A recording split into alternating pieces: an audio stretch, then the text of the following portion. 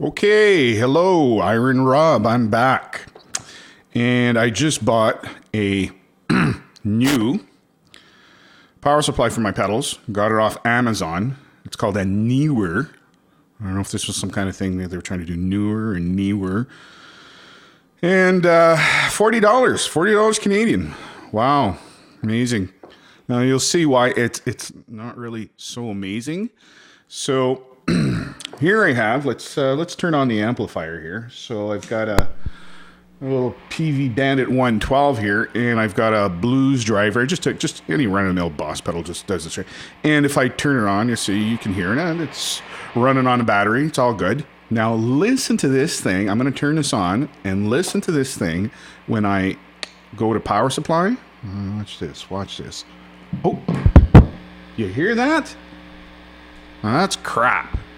All right, that's absolute crap. You're not supposed to get this. And it's even funnier. It's like turn this thing off, and I still have noise. All right, and if I take it away, back to the battery. All right. So as you can see, this little gem is a little noisy. So now we know that this thing more or less is a noisy piece of shit out of somewhere in China. Now, one of the claims they were making on the Amazon sales site was that this thing was isolated. It's about as isolated as a bunch of penguins from, rat poison. So it's not that isolated at all right? So I'll show you. If you take a meter here, an ohm meter, and you grab onto one of these, and then you do this, and you check on another output. So I've got two leads coming out of my power supply, and you'll notice there's probably about 20 ohms or so that is showing up between two positives off the 9-volt rail, which tells me this is not terribly isolated, okay?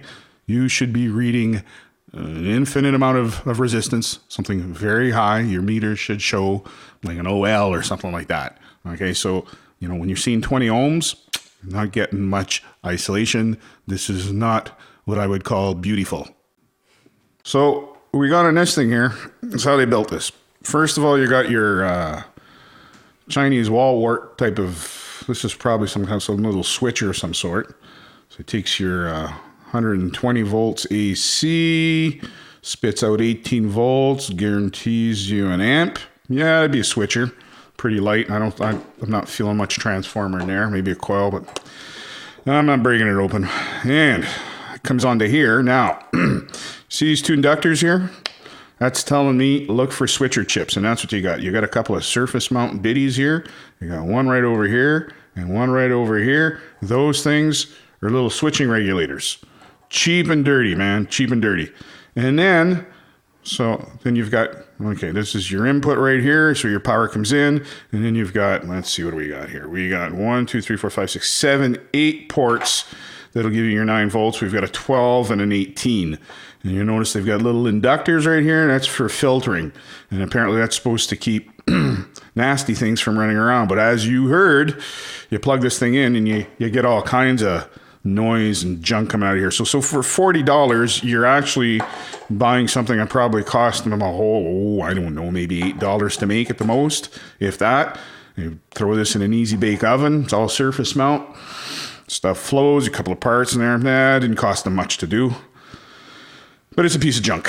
So if you see this newer stuff, again, Joe Bonamassa ain't going to be putting this on his board anytime soon.